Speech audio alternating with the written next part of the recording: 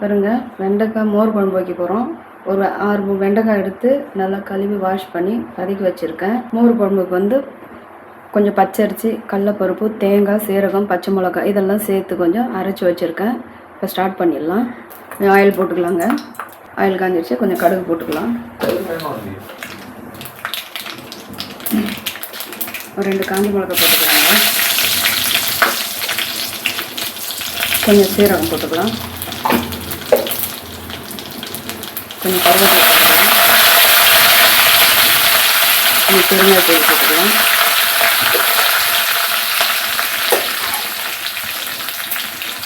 இது எல்லாமே நல்லா கொஞ்சம் சேர்த்துக்கலாம். வெண்டைக்காய் சேர்த்துக்கலாம்.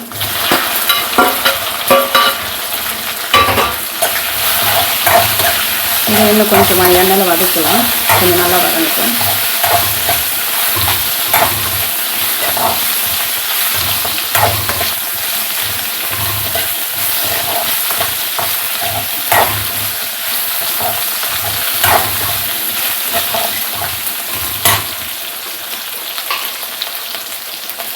கொஞ்சம் மஞ்சள் தூள் போட்டுக்கலாம்.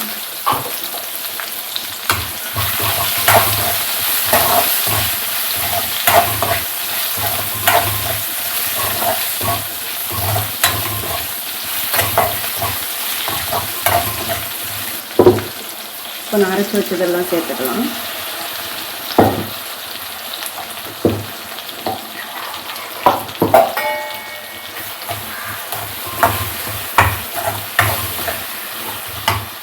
கொஞ்சம் தண்ணியும் சேர்த்துக்கலாம்.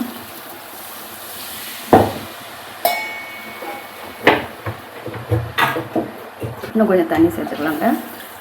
ரொம்பவும் தண்ணியாக இருக்கக்கூடாது. கொஞ்சம் மீடியமாக தண்ணி சேர்த்து கொஞ்சம் திக்னஸாக வச்சுக்கலாம்.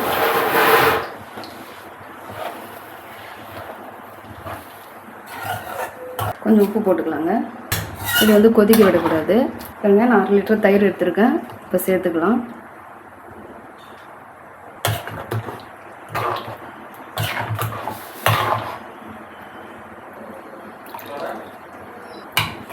பாருங்க, மோர் குழம்பு ரெடி ஆகிடுச்சு.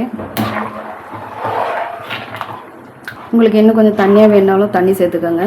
கொஞ்சம் லைட்டாக தான் தண்ணி சேர்க்கணும், அதிகமாக சேர்க்கக்கூடாது. இப்போ ஆஃப் பண்ணிடலாம். எங்களுக்கு இது கரெக்டாக இருக்குது. பாருங்க, வெண்டைக்காய் மோர் குழம்பு ரெடி ஆகிடுச்சு. இப்போ ஆஃப் பண்ணி கொத்தமல்லி போட்டுக்கலாம். கொஞ்சம் கொத்தமல்லி போட்டுக்கலாம். இப்போ வேறு பாத்திரத்துக்கு மாற்றிக்கலாம். பாருங்கள், மோர் குழம்பு ரெடி ஆகிடுச்சு.